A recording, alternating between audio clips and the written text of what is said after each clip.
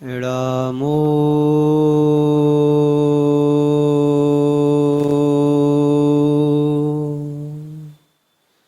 अरिहन्ताणं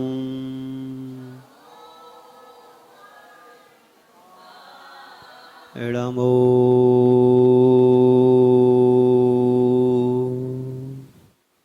सिद्धाणं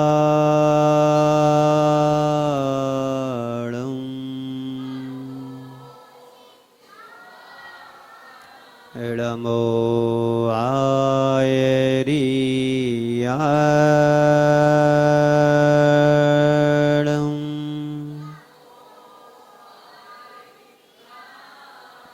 नमो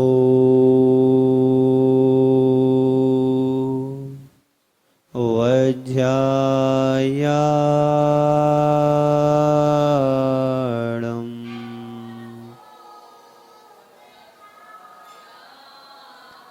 नमो लोये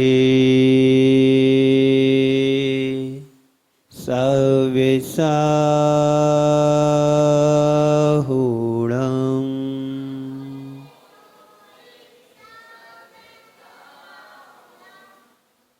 ऐसो पंचणमयारो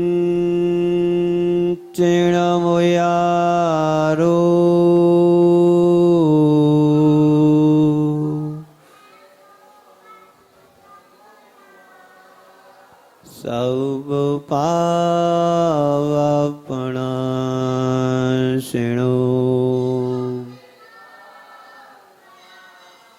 मंगलाळं च सब्बेसिं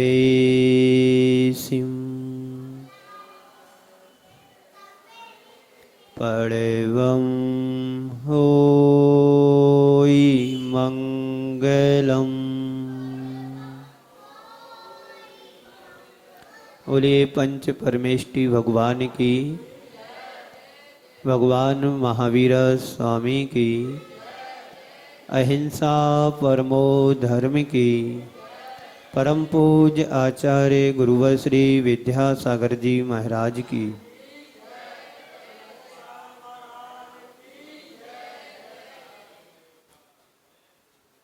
ओम शांति।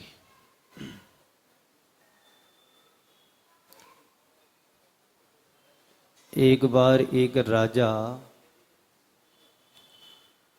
किसी संत के चरणों में पहुंचे। संत के श्री चरणों में उपस्थित होकर के अपने आप को धन्य समझा, कृतार्थ समझा। राजा के साथ मंत्रीगण और अन्य सभासद भी उपस्थित थे। राजा की सत्ता, संपत्ति, प्रभुता, ऐश्वर्य के बारे में मंत्रीगण, सभासद संत के सामने उनका बखान कर रहे थे, राजा की प्रशंसा कर रहे थे। संत ने सबकी बातों को सुनकर के राजा से कहा, यह बताओ कि जो कुछ तुम्हारे बारे में सुना है यह सब तुम्हारा है क्या? जो कुछ तुम्हारे बारे में ये सब सुन कर रखा है यह इसमें से तुम्हारा कितना है? तुम्हारी संपत्ति है क्या? तुम्हारा वैभव तुम्हारे पास है क्या? तुम्हारी संपदा है, तुम्हारा शरीर है, तुम्हारा ऐश्वर्य है, जो कुछ भी तुम्हारा बखान हुआ इसमें से तुम्हारा क्या है? संत की बात को सुनकर के राजा ने कहा, मेरी संपत्ति है, मेरा शरीर है, मेरी संपदा है, मेरा वैभव है, सब कुछ मेरा है, सब कुछ तुम्हारा है। मान लीजिए यदि तुम्हारा शरीर तुम्हारा है यदि तुम अभी मर जाओगे तो तुम्हारे साथ शरीर जाएगा क्या? बोले शरीर तो नहीं जाएगा। फिर इस शरीर का क्या होगा? इस शरीर का वही होगा कि जलकर के चिता की राख में बदल जाएगा। जब तुम्हारा शरीर तुम्हारा नहीं है तो फिर तुम किस पर अहंकार करते हो, किस पर गुमान करते हो? जब सबसे नजदीक रहने वाला जब तुम्हारा शरीर ही तुम्हारा नहीं है तो हम फिर किस पर अहंकार करें? फिर संत ने पूछा, अभी आपने कहा था कि संपत्ति मेरी है। संपत्ति मेरी, हाँ हमारी संपत्ति है, मैंने बड़ा मेहनत करके जोड़ा है।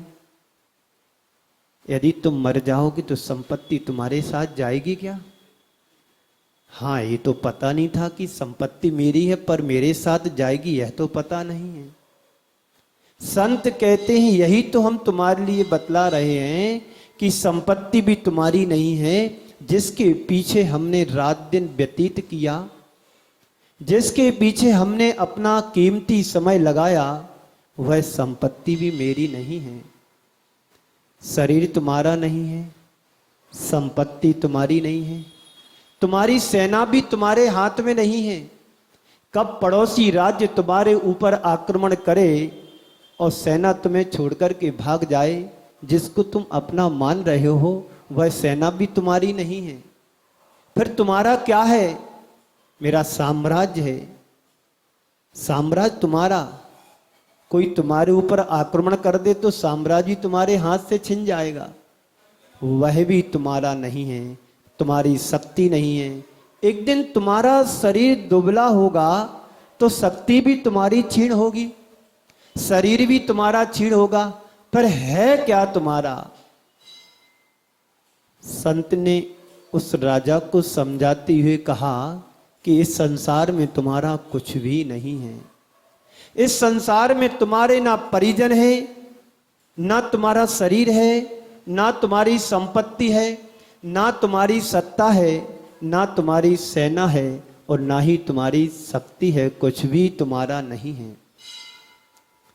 फिर तुम्हारा कौन है? जब इस संसार में तुमने जन्म लिया था तो अकेले ही जन्म लिया था, और इस संसार से जब तुम विदा होगे, संसार से जब तुम जाओगे तो तुम्हें अकेला ही जाना होगा। अकेले आए थे और अकेले ही इस संसार से जाना होगा। थोड़ी देर के लिए कल्पना करो, जब तुम यहां से जाओगे तो कोई तुम्हारे साथ जाने वाला है? बोलो जी, सुन रहे हैं ना आप लोग? कि मैं सुनाता जाऊं और आप लोग अच्छे से बैठे रहो? नहीं, सुनना भी है। सुनना ही नहीं है, उनको सुनकर के अपने जीवन में चिंतन मनन भी करना है। आप किसी पुस्तक को पढ़ोगे तो पुस्तक की बात हो सकता थोड़ी देर याद रखें, लेकिन जो बात हम कानों से सुनते हैं वो हो सकता तुम्हारे साथ दिन भर भी रह सकती है। सुनी हुई बात, पढ़ी हुई बात तो ज्यादा देर तक नहीं टिकती है, पर सुनी हुई बात तो घंटे, 2 घंटे, दिन 2 दिन हमारे जीवन में ख्याल में बनी रहती है। तो राजा ने पुनः कहा कि ये मेरे परिजन है, ये मेरी शक्ति है, ये मेरी सेना है, सब कुछ मेरी है। पर संत की बात को सुनकर के राजा की आंखें खुल गईं। राजा को मालूम पड़ गया कि संसार में मेरा कुछ भी नहीं है, और उसके अंदर का आत्म तत्व तो जाग गया, अंदर की आंख खुल गई। राजा को संत की बात सुनकर के तो लगा कि वास्तव में संसार में मेरा कोई नहीं है। पर आपको कुछ समझ में आ रहा कि हमारा क्या है संसार में? माना कि अभी तुम्हारी श्वासें रुक जाए, रुकना तो है एक दिन, आज नहीं तो कल इस जीवन का अंत तो होना है। पर मान लीजिए अभी किसी की श्वास रुक गई, यानी मरण हो गया, क्या उसके पास सब कुछ जाने वाला है? उसके परिजन उसके साथ जाने वाले हैं? उसने जो संपत्ति जोड़ी थी, उसने जो शक्ति को बनाया था, उसने जो सेना को जोड़ा था, क्या उसके साथ सब कुछ साथ देने वाले हैं? बोलो बोलो। तो जो मेरा नहीं और मेरे साथ जाने वाला नहीं है, तो उसके पीछे फिर हम क्यों इतने पागल होते हैं? है कुछ मालूम? जो मेरा नहीं है और मेरे साथ जाने वाला भी नहीं है, और साथ दे भी नहीं सकता है, जब तक है तब तक इसको हम मेरा मेरा मेरा मेरा करते रहते हैं। और जिस दिन तुम्हारा डेरा उठता है, उस दिन सब तुम्हारे पराये बन जाते हैं। राजा की आंख खुल गई। ना मेरा साम्राज्य है, ना मेरा शरीर है, ना मेरी शक्ति है, ना मेरी संपदा है, ना मेरे परिजन है, ना मेरा यह शरीर है। बस मेरा तो बस मैं ही हूं। मैं कौन हूं? मेरी आत्मा है, मेरा आत्म तत्व है।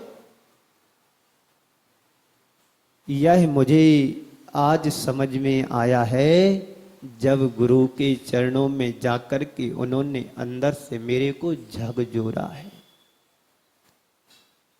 थोड़ी इसकी आवाज बढ़ा ना, थोड़ी सी।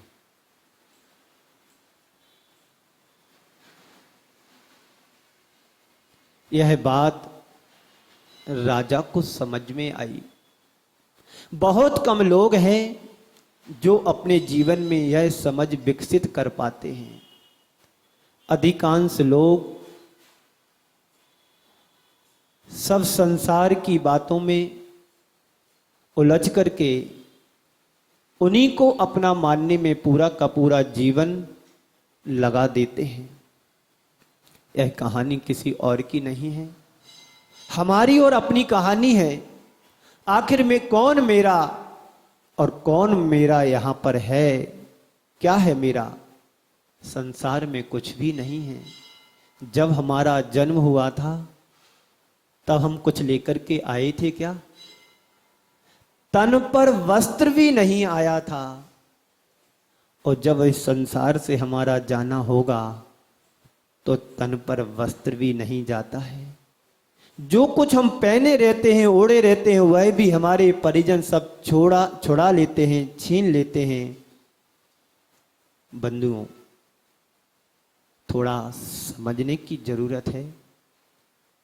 इसी बात को पूज्य गुरुदेव ने बड़े अच्छे तरीके से हम सबको संदेश देते हुए एक हाइकू के रूप में कहा है। उन्होंने कहा है, 1301 सो सुख, 1301 सो सुख, अनेक में दुख ही दुख। ये हाइकू है, जापानी कविता है। 3 पंक्तियों में पूज्य गुरुदेव ने पूरा सार बता दिया। 1301 तुम्हारा क्या है? एक बोलो, आप लोग सुन रहे हो ना? बोलो, क्या हुआ? आवाज नहीं है? आप लोग सुन रहे हो ना? जोर से बोलो।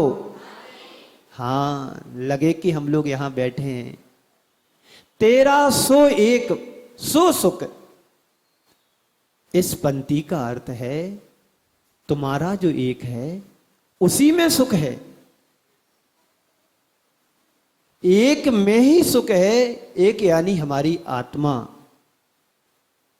ज्ञायक भाव, शुद्ध भाव, आत्म तत्व, चेतन आत्मा जो एक है, उस आत्मा में ही सुख है। कल नहीं, 2 दिन पहले मैंने कहा था, छेड़ाला की पंक्ति को सुनाते हुए, आत्म को हित है सुख, सो सुख आकुलता बिन कहिए। आत्मा का हित किसमें है, आत्मा का सुख किसमें है? आत्म को हित है सो सुख, आत्मा का हित में ही सुख है। सो आकुलता बिन कहिए, वह सुख आकुलता से बिना कहा गया है। तेरा सो एक सो सुख, तेरा यानी मेरी आत्मा एक है, उस आत्मा में सुख ही सुख है। अनेक में यानी जहां पर अनेक लोग मिल जाते हैं, जहां पर अनेक व्यक्ति मिल जाते हैं, जहां पर अनेक वस्तुएं मिल जाती हैं, वहां पर क्या होता है? वहां पर क्या होता है? तेरा मेरा होता है, तेरा मेरा होता है, अपना पराया होता है। जहां पर तेरा मेरा होता है, जहां पर अपना पराया होता है, वहां पर दुख ही दुख है।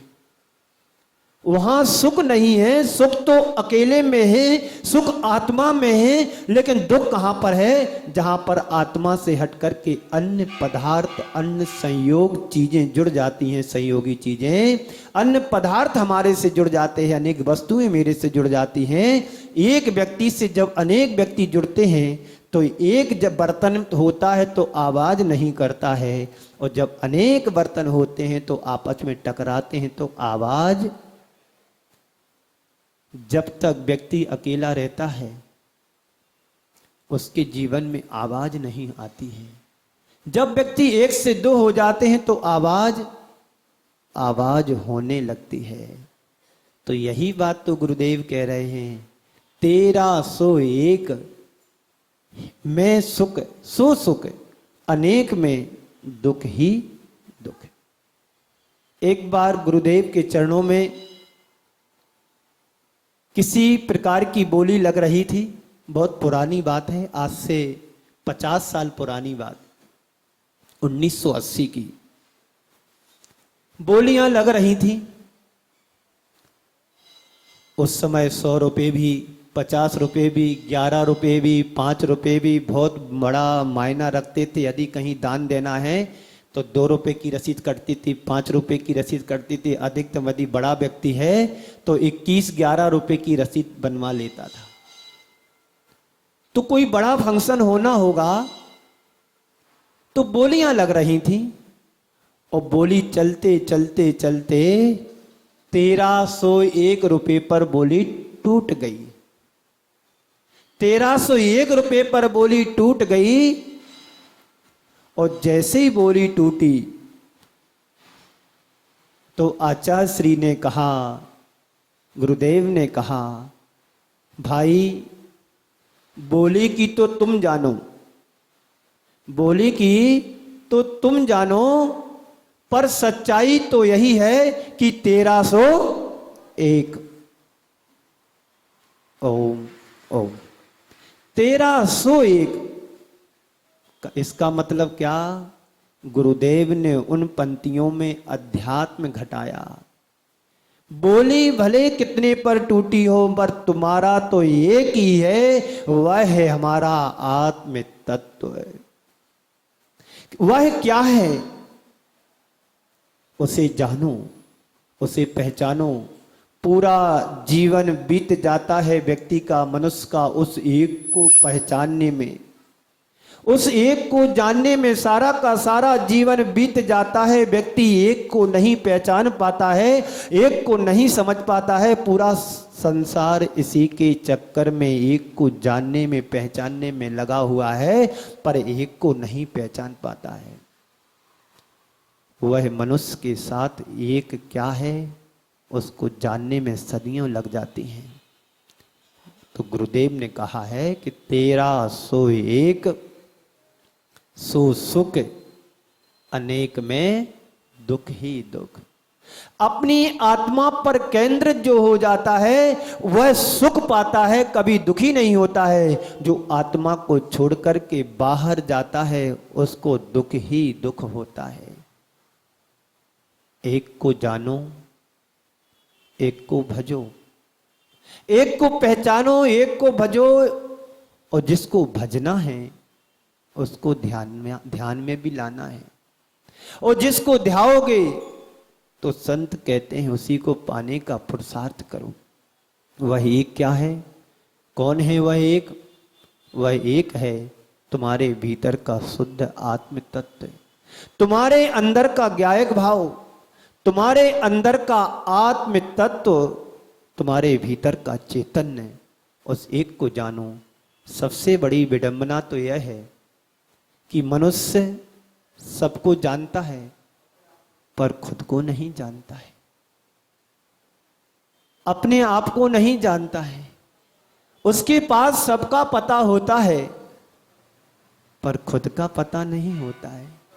उसके मोबाइल में सारे नंबर होंगे भीड़, और उससे पूछो तुम्हारा नंबर याद है? उसको अपना नंबर याद नहीं होगा। अपने नंबर को यदि याद करना चाहते हो तो एक को जानो। वह एक कौन है? तुम्हारे अंदर का स्वभाव, तुम्हारे अंदर का ज्ञायक भाव, तुम्हारे अंदर का आत्म तत्व। उसको तुम जिस दिन पहचान लोगे, जिस दिन जान लोगे, तुम्हें फिर बाहर किसी और को जानने की जरूरत नहीं पड़ेगी। आज तक हमारा इतिहास रहा है कि हम अपने आत्मा को भूल करके पर पदार्थों को जानते रहे, पहचानते रहे, उनको खोज करते रहे। विज्ञान तो यही करता है, अपने आप की खोज। विज्ञान के अंदर ताकत नहीं है कि वो अपनी आत्मा की खोज कर सके। उस आत्मा की खोज करने के लिए तुम्हें परमात्मा के पास जाना होगा, और जो परमात्मा के पास पहुंच जाता वही अपनी आत्मा की पहचान कर पाता है। विज्ञान तुम्हें बाहर की खोज करा सकता है, बाहर की वस्तुओं से मिला सकता है, बाहर की वस्तुओं से तुम्हें जोड़ सकता है, लेकिन आत्मा से नहीं जोड़ सकता है। आत्मा का अनुभव तो वही कर पाता है जिसे आत्मा की पहचान होती है, जो आत्मा से केंद्रित होकर के चलता है। हमारा इतिहास क्या बताता है कि हम बाहर की संयोगों से जुड़े हुए हैं, बाहर की चीज़ों से जकड़े हुए हैं, बाहर की वस्तुओं से हमारा परिचय है, बाहर की पदार्थों से हमारा परिचय है। जब तक तुम्हारा बाहर का परिचय, बाहर का सहयोग जुड़ा रहेगा, तब तक हम अपनी आत्मा का परिचय व पहचान नहीं कर पाएंगे। इसी बात को आचार्य श्री ने, अध्यात्म गुरु आचार्य कुंद देव ने कहा है, एगो में सासदो आदा, एगो में सासदो आदा, नाण दंसन लक्षणों, शेषा में बाहिरा भावा, सब्बे संजोग लखड़ा। एगो में शाश्वतो आदा, मैं एकमात्र शाश्वत आत्मा हूं। आप लोग हर रोज पढ़ते हैं, स्वाध्याय करते हैं, और स्वाध्याय करने वाले ये भी जानते हैं कि एकमात्र मेरी शाश्वत आत्मा है, इसके अलावा और कुछ भी नहीं है। जो कुछ हमने पाया है, सबसे पहले किसको पाया? शरीर को पाया। जन्म लेते ही हमें शरीर मिल जाता है, मिलता है? बोलो, आज तक किसी का बिना शरीर के जन्म हुआ क्या? हाँ, हुआ है। शरीर के अभाव में यह शरीर, आत्मा के अभाव में यह शरीर मुर्दा बन जाता है। आत्मा के अभाव में यह शरीर मुर्दा बन जाता है, और शरीर के अभाव में आत्मा प्रेत बन जाती है। प्रेत क्या कहलाता है? भूत। समझ में बात आई? आत्मा के अभाव में शरीर को क्या कहते हैं? मुर्दा कहते हैं। जब इस शरीर से आत्म तत्व निकल जाता है तो तुम लोग क्या करते हो? इसको जल्दी जल्दी उठाओ, मिट्टी हो गई है, अभी काम का नहीं है। आत्मा के अभाव में शरीर मुर्दा बन जाता है, मिट्टी हो जाती है। संत कहते हैं शरीर के अभाव में आत्मा प्रेत हो जाती है, क्योंकि उस आत्मा के साथ अभी कर्मों का क्षय नहीं हुआ है, कर्म जुड़े हुए हैं, जिस कारण से संसार में ये आत्मा बिना शरीर के भटक रही, यानी भूत बन करके, प्रेत बन करके भटकती है। तो मैं एकमात्र शाश्वत आत्मा हूं। कब है ये शाश्वत आत्मा? जब इस आत्मा के साथ कर्म ना जुड़े हों। कर्मों का क्षय हो जाता है, कर्मों की निर्जरा हो जाती, तो यही आत्मा शाश्वत आत्म तत्व ज्ञायक स्वरूप रूप में सिद्ध अवस्था को प्राप्त हो जाती है। मेरा स्वभाव क्या है? मेरा स्वभाव ज्ञान है, दर्शन है। मैं ज्ञान दर्शन लक्षण वाला हूं। मेरा स्वभाव जानना और देखना है। मुझसे भिन्न बाह्य जितने भी पदार्थ हैं वे सब संयोग लक्षण वाले हैं। नाण दंसन लक्षणों जितने भी बाहर के संयोगगत पदार्थ हैं सब क्या है? संयोग लक्षण वाले हैं। आज तुम्हारा शरीर तुम्हारे साथ है। जिस दिन इस शरीर से आत्मा निकल जाती है, शरीर छूट जाता है, यहीं पर पड़ा रहता है और 10 लोग मिलकर के, समाज और परिवार मिलकर के इसको अंतिम संस्कार दे देते हैं और ये तुम्हारा शरीर मिट्टी में, तुम्हारा शरीर राख में परिवर्तित हो जाता है। तुम्हारा रूप कितना सुंदर था, तुम्हारा शरीर कितना सुंदर था, तुम्हारा ज्ञान कितना अच्छा था, तुम्हारे पास शक्ति थी, तुम्हारे पास ऐश्वर्य था, तुम्हारे पास वैभव था, सब कुछ तुम्हारे पास था, लेकिन शरीर छूटते ही तुम्हारे शरीर की परिणति राख में बदल जाती है। आपसे यदि कोई पूछता है कि तुम्हारा क्या परिचय है, तुम कौन हो, तो तुम कहोगे मैं एक शरीर हूं। फिर तुमसे और पूछेंगे, तुम कहोगे मेरा नाम है, मेरा रूप है, मैं मोटा हूं, मैं पतला हूं, मैं गोरा हूं, मैं काला हूं। ये ना कहोगे तुम मैं जॉब वाला हूं, मैं बिजनेस वाला हूं, मैं व्यापारी हूं, मैं अधिकारी हूं। यही ना परिचय दोगे तुम। ये कब से? जब से तुम्हें शरीर मिला है तब से। पर संत कहते तुम कौन हो, तुम्हारा क्या है, तुम एक आत्म तत्व हो, इसकी पहचान मुझे होना चाहिए। जानो तुम कौन हो। यह दिख रहा है वह तुम हो, या तुम्हें जो देख रहा है कि तुम वो हो। अभी तक तो हम लोग यही समझते चले आए हैं कि जो देख रहा है वही दिख रहा है, वही मैं हूं।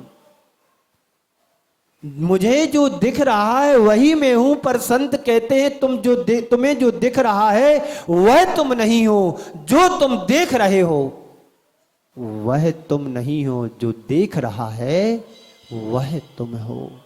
दिख रहा वह तुम नहीं हो, पर कौन हो तुम? जो देखने वाला है। देखने वाला कौन है? हमारी आत्मा कि हमारी आंखें? बोलो, कौन है देखने वाला? आत्मा है हमारी देखने वाली। हमारी देखने वाली आंखें नहीं है। आंखें तो एक मुर्दे में भी होती हैं, फिर उसकी आंखों को देखना चाहिए। देख पाती हैं क्या? नहीं। उसकी आत्म शक्ति समाप्त हो जाती, उसकी चेतना समाप्त हो जाती है। इसलिए मुर्दे की आंखें देख नहीं पाती हैं। देखने की शक्ति हमारी आत्मा के पास होती है। जब तक आत्म तत्व रहेगा तो वह मुर्दा भी देखने में समर्थ हो पाएगा। इस भीतर के परम तत्व को पहचानो। यह भेद विज्ञान तुम्हारे भीतर होना चाहिए। जब तक तुम यही नहीं जानते कि मैं शुद्ध आत्म तत्व हूं, अपने दुखों का कभी हम अंत नहीं कर पाएंगे। दुखों का अंत करने वाला व्यक्ति अपने आत्मा को केंद्र बिंदु बनाता है, अपनी आत्मा की पहचान करता है। बाहर के संयोग तुम्हें दुख देने वाले हैं, बाहर के संयोग तुम्हारे जीवन को दुखी करने वाले हैं, लेकिन आत्म तत्व की जो पहचान कर लेता है वही आत्मानुभूति कर पाता है, वही सुखानुभूति उसके जीवन में हो सकती है और वही व्यक्ति फिर संसार के भ्रम में नहीं उलझता है। संसार का भ्रम तुम्हें संसार में भटकाने वाला है और जब तुम निर्भ्रांत हो जाओगे तो कभी तुम्हें संसार का दुख दुखी नहीं कर सकता है। पाप और पुण्य ये दोनों चीजें हमें जीवन में मिली हुई हैं। पुण्य से तुम्हें तुम्हारे जीवन में सुख आता। जो एगम जानदी, जो एगम जानदी सो सब्बम जानदी, जो एगम पी ना जानदी सो सब्बम पी ना जानदी। आचार्य कुंद कुंद देव कहते हैं जो एक को जानता है वो सबको पहचान लेता है, जान लेता है। एक वह कौन है? वह है हमारी आत्मा। एक को जानने का मतलब है हम अपनी आत्मा को पहचान लेना, जान लेना। फिर उसे संसार में किसी चीज को, पर पदार्थों को, वस्तु को जानने की कोई जरूरत नहीं है। लेकिन हम एक को भूल करके अनेकों को जानने के पुरुषार्थ में लगे हुए हैं। एक को भूल करके संसार के सब संयोगों को अपना मानने में लगे हुए हैं। जो एक को भूल करके सबको जानता है वह एक को कभी नहीं पहचान पाएगा। एक को जानो, एक को पहचानो। एक बार ऐसा हुआ, एक कुत्ता था और ऐसे महल में घुस गया जो महल कांच का था। किसका था? कांच का था। उस कांच के महल में वो कुत्ता अकेला चला गया और गेट ऑटोमेटिक था, बंद हो गया। कांच की छत थी, कांच की दीवारें थी, कांच के दरवाजे थे, कांच की खिड़कियां थी, कांच का फर्श था, कांच के पिलर थे, सब कांच कांच कांच, सिर्फ कांच ही था। जहां पर भी वह कुत्ता देखता था उसे अनेक कुत्ते दिखाई देते थे। उसने सोचा कि एक मैं अकेला हूं और इतने हजारों कुत्ते मेरे सामने। घबरा गया। कहता है, कहावत है, बामन कुत्ता नाऊ जात देख गुर्राऊ। कुत्ता यदि कुत्ते को देखेगा तो भौंकना शुरू करेगा। इस गली से यदि कोई दूसरी गली वाला कुत्ता निकलना भी चाहे तो निकल नहीं सकता है। चार कुत्ते उसके ऊपर टूट पड़ेंगे, भौंकना शुरू कर देंगे, उसको खींचना शुरू करेंगे, उसको काटना शुरू करेंगे, उसकी टांग खींचेंगे, उसको कान पकड़ेंगे, सब कुछ करेंगे। तो वह कुत्ता ऐसे महल में घुस गया जो महल कांच का था, पूरा कांच कांच उसमें लगे हुए थे। जहां जहां वह देखता था उसको हजारों कुत्ते दिखाई देते थे, सैकड़ों कुत्ते उसको दिखाई दिए। उसने भौंकना शुरू किया तो हजारों कुत्ते वहां से भौंकना शुरू कर दिए। वो कुत्ते को मारे तो कुत्ते ऐसा लगता है कि वो हमें मार रहा है। सुबह से शाम हो गई, पूरी रात हो गई, भौंकता रहा, छत विच्छित होकर के, लहू लुहान होकर के वह कुत्ता वहीं पर मर गया। कहते हैं सुबह जब उस कक्ष को खोला गया तो वह कुत्ता वहीं छत विच्छित होगा, लहू लुहान हो गया। सवाल है कि उस कुत्ते को किसने मारा? उसके लिए उसके भ्रम ने मारा। और कोई वहां पर दूसरा कुत्ता नहीं था। काश उसको ये पता होता कि ये कांच है और इस कुत्ते में मेरा, इस कांच में मेरा प्रतिबिंब पड़ रहा है, प्रतिबिंब झलक रहा है। यदि इस भ्रम से वह ऊपर उठा होता तो वह अपने आप को बचा लेता।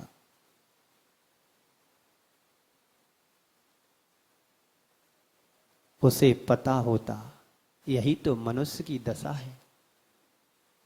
मनुष्य क्या करता है? भ्रम में जीता है। उसे बाहर के संयोग, अपने संयोग समझ में आते हैं। ये परिवार मेरा है, ये परिजन मेरे हैं, शक्ति मेरी है, शरीर मेरा है, संपदा मेरी है, वैभव मेरा है, सब कुछ मेरा मेरा मेरा। और पूरी जिंदगी उसी के संयोग लक्षणों में अपना जीवन पूरा व्यतीत कर देता है। उसके संरक्षण में, उसकी रख रखाव में, और उसी में उलझ करके व्यक्ति अपने जीवन को बर्बाद कर देता है।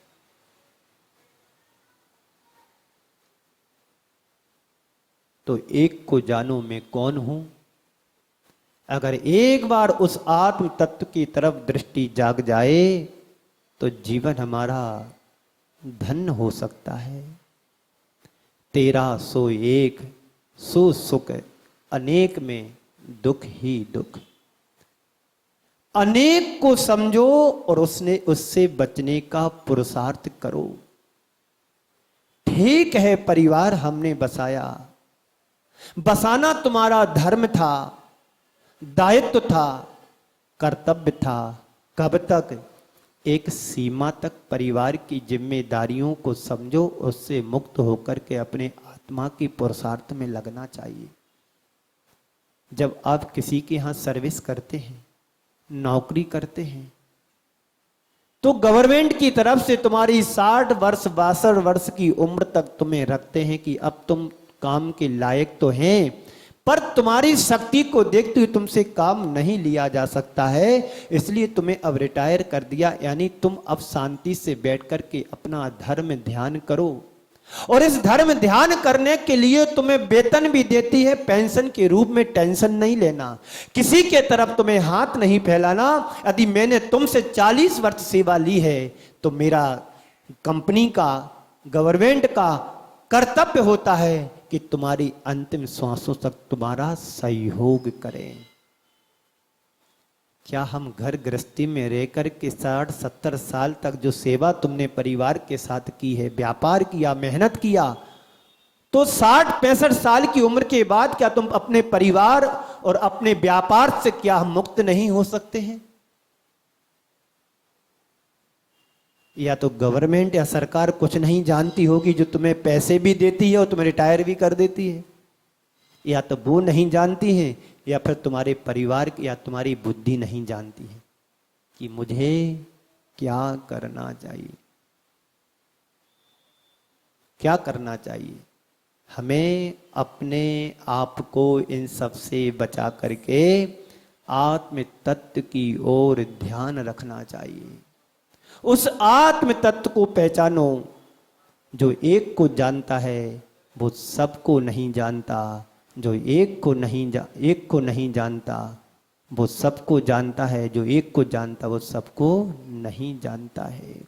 एक राजा था, अचानक उसके लिए बुखार आ गया, ज्वर आ गया।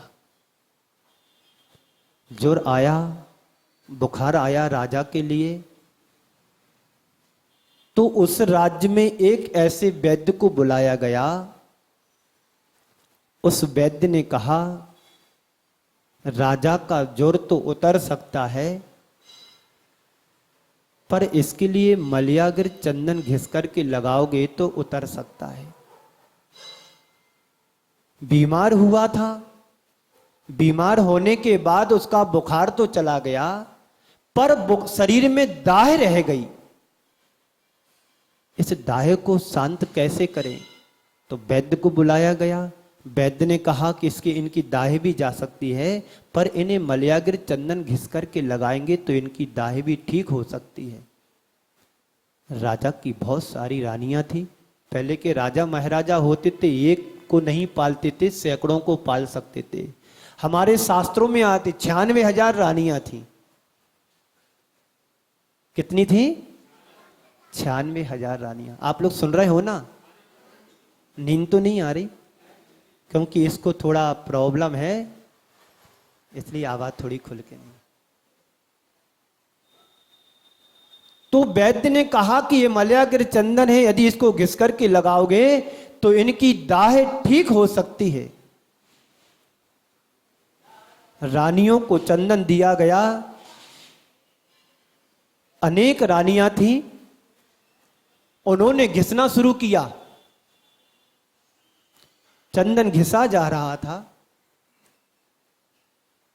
घिसते समय हाथों की चूड़ियों की खनकार बहुत जोर से आवाज कर रही थी। जैसे जैसे चंदन घिसा जा रहा था, चूड़ियों की खनकार आवाज कर रही थी। राजा को लगा कि ये आवाज किसकी आ रही है? ये चूड़ियों की खनकार की आवाज क्यों आ रही है? तो अंदर से आवाज आती है कि तुम्हारे लिए चंदन घिसा जा रहा है, इसलिए चूड़ियों की आवाज आ रही है। क्योंकि आवाज मुझे अच्छी नहीं लग रही है, सुहा नहीं रही है। ठीक है, आवाज को बंद कर देते हैं। सारी की सारी रानियों ने सब अपनी अपनी चूड़ियों को उतार दिया, मात्र एक एक चूड़ी सुहाग के प्रतीक में अपने हाथ में रखी। आजकल की बहनें और अन्य लोग तो चूड़ियां पसंद ही नहीं करते पहनना, जबकि हमारे शास्त्रों में, हमारे लौकिक व्यवहार में सुहाग का प्रतीक कांच की चूड़ी को कहा गया है। उन सारी रानियों ने अपने अपने हाथों से चूड़ियों को उतार दिया, मात्र एक एक चूड़ी हाथ में रखी, क्योंकि वह सुहाग का प्रतीक था, राजा था, राजा की वो रानियां थी। जब आवाज बंद हो गई तो राजा ने पुनः पूछा कि क्यों चंदन घिसना बंद कर दिया? बोले नहीं, चंदन तो अभी भी घिसा जा रहा है। तो फिर आवाज क्यों बंद हो गई? बोले आवाज इसलिए बंद हो गई कि सारी रानियों ने सारी चूड़ियों को उतार दिया, मात्र एक एक चूड़ी हाथ में रखी है। जब सुना कि एक एक चूड़ी हाथ में रखी और आवाज नहीं आ रही है, तो राजा को समझ में आ गया कि जहां पर अनेक होते हैं वहां पर आवाज आती है, अशांति होती है, दुख होता है, और जहां पर एक होता है वहां पर शांति होती है, अशांति नहीं होती है, और जहां पर एक होता है वहां पर सुख होता है। अब क्या था? राजा ने कहा जहां अनेक हैं वहां पर शोर है, और जहां एक है वहां पर शांति है। राजा ने मन ही मन संकल्प लिया कि सुबह सूर्य की प्रथम किरण होते ही मैं घर परिवार को छोड़कर के सन्यास को धारण कर लूंगा। सुबह होते ही ज्वर की भांति राजा का ज्वर उतर गया, और धाय अंदर की दाह भी धीरे धीरे शांत हो गई। सुबह हुआ, संकल्प के मुताबिक राजा ने दीक्षा को धारण किया और हमेशा हमेशा के लिए मुक्त हो गया। बंधुओं, एक को जानो, एक को पहचानो, एक को भजो, एक को ध्याओ, और एक को ही पाओ। जो एक को जान लेता है, एक की पहचान कर लेता है, एक को ही भजता है, उसी को ही ध्याता है, और फिर उसी को ही पाने का पुरुषार्थ हमें करना चाहिए। हम लोगों की दशा क्या है? एक परमात्मा को छोड़कर के अनेक परमात्मा के पीछे दौड़ लगाते हैं। परमात्मा तो एक ही होता है, पर हम अनेक के पीछे क्यों भागते हैं? अनेक के पीछे नहीं भागना है, एक को पहचान करके एक के ही पैरों को पकड़ना है। एक को पकड़ लोगे तो तुम्हारा संसार से बेड़ा पार हो जाएगा, जीवन निहाल हो जाएगा। और जो एक को नहीं पहचान पाता है वो किसी को भी नहीं जान पाता है। इसलिए एक को भजो, एक को ध्याओ, और एक को ही पाओ। इसलिए पूज्य गुरुदेव ने जो हाइको कहा उसका सार संक्षेप यही है, तेरा सोई एक, तेरा सो एक सो सुख, अनेक में दुख ही दुख। जहां पर एक है, जहां पर एक तत्व आत्म तत्व है, वहां पर सुख ही सुख है। हमारे जो तीर्थंकर भगवंत हैं वो अतीन्द्रिय सुख के धनी हैं। हमारे सिद्ध प्रभु अनंत सुख के धनी हो गए हैं। उस अनंत सुख को पाने के लिए हम पुरुषार्थ करें, प्रयत्न करें, जिससे हमारी आत्मा का कल्याण हो। सो तेरा सो एक सो सुख, अनेक में दुख ही दुख। संसार में जितने भी हैं, प्रपंच जितने भी हैं कारण, वो सब अनेक हैं। उन अनेक कारणों के कारण व्यक्ति दुखी है, और दुख से बचने के लिए हमें एक को भजने की आवश्यकता है। एक को भजोगे तो आत्मा का उद्धार होगा। यह कहानी पुराणों की कहानी है, पर इसका तथ्य पर 100% हमारे जीवन से जुड़ा हुआ है। एक को भजेंगे सब ठीक हो जाएगा, इसलिए एक को जानो, एक को भजो, एक को ध्याओ और एक को पाओ। अनेक में शोर है, एक में शांति है, अनेक में दुख है, एक में सुख है। इसलिए तेरा सो एक सो सुख, अनेक में दुख ही दुख। इस संदेश को आत्मसात करो और अपने जीवन का कल्याण करो। समय को देखते यहीं पर विराम देता हूँ। बोलिए परम पूज्य आचार्य गुरुवर श्री विद्यासागर जी महाराज। जब मुनि